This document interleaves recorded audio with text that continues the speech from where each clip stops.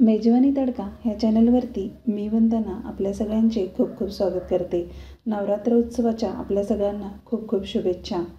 इथे मी गॅसवर शेंगदाणा तेल कढईमध्ये तापत ठेवलेलं आहे। आपण उपवासाचा चिवडा बघतोय त्यासाठी मी इथे शेंगदाणा तेल घेतलेलं आहे।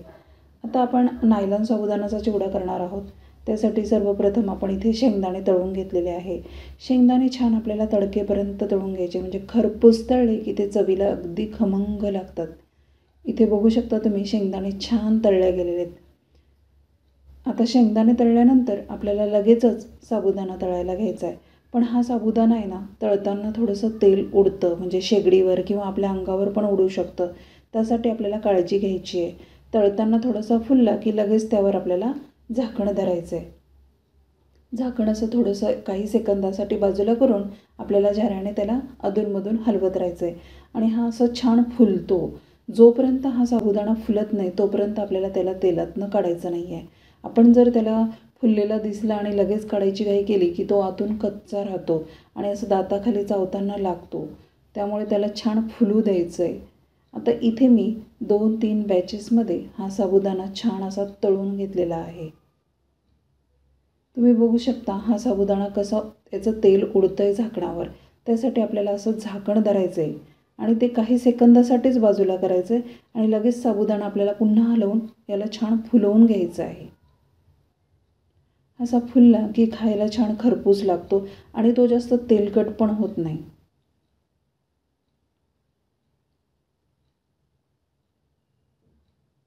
थोडासा तळला गेला की गॅस आपल्याला थोडा कमी करायचा आहे आणि त्याला छान फुलवून घ्यायचं आहे। आपण जर अगदी मोठ्या आचेवर याला तळलं तर तो करपला जाऊ शकतो।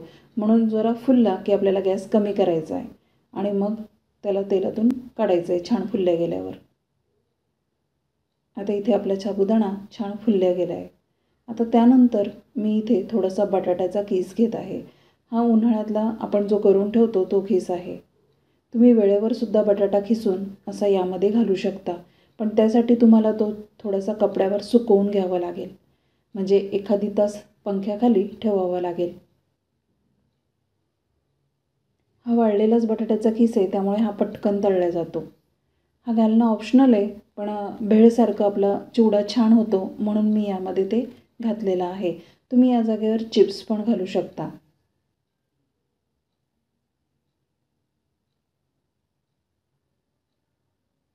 किंवा साबुदाण्याचे पोहे मिळतात ते सुद्धा तुम्ही यामध्ये घालू शकतात।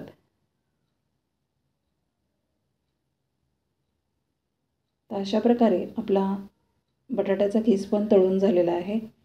यामध्ये तुम्ही तुमच्या आवडीने जिन्नस कमी अधिक करू शकता, ड्रायफ्रूट्स घालू शकता। मी इथे काळे मनुके घेतलेले आहेत।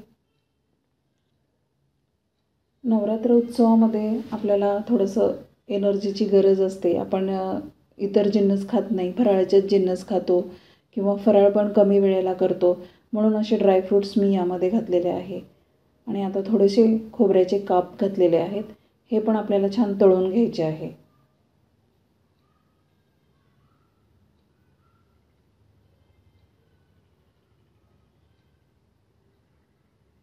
थोडेसे तळले गेले की आपल्याला हे लगेच काढून घ्यायचे, कारण याची कुकिंग प्रोसेस चालू असते आणि नंतर ते करपल्यासारखे दिसतात, म्हणून आपल्याला ते लवकर काढायचे।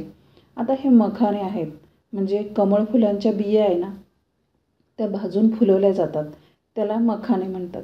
हे मखाने घेतलेत, हे पण घालणं ऑप्शनल आहे, पण घातले तर चांगलीच गोष्ट आहे। आता याला पण मी छान हलकंसं तळून घेतलेलं आहे आणि हे सगळं आपल्याला त्या साबुदाण्यावर काढत जायचं आहे। आता इथे थोडे काजू आणि थोडे बदाम घेतलेले, हे पण आपण अगदी मंद आचेवर थोडेसे तळून घेणार आहोत, म्हणजे त्याचा कच्चापणा आपल्याला काढून घ्यायचा आहे। आणि त्यानंतर आपण इथे हिरव्या मिरच्या घेतल्यात, याचं पण तेल बरंचसं उडतं, त्यामुळे मी याला झाकण ठेवूनच तळून घेतलं आहे। आणि ह्या अगदी आपल्याला कडक तळायच्या आहे, जेणेकरून आपला चिवडा नरम पडणार नाही। आपण जास्त दिवसासाठी करणार आहोत त्याच्यामुळे मी ह्या अगदी कडक तळून घेतल्या आहेत। आणि आता सगळं तळून झाल्यानंतर आपण यावर चवीनुसार मीठ घालून घ्यायचं आहे आणि हे मीठ सगळीकडे चिवड्याला छान एकसारखं लावून घ्यायचं आहे। आणि आता 2 ते 3 चमचे मी पिठी साखर घेतलेली आहे। पिठी साखरेने पण ह्या चिवड्याला खूप छान चव येते। थोडंसं तिखट, थोडंसं खारट, थोडंसं गोड असं हा चिवडा छान लागतो.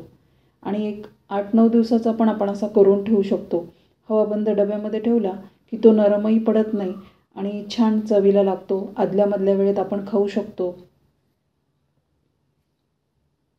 आता इथे मी थोडंसं पाव चमचा काश्मीरी लाल तिखट घालते.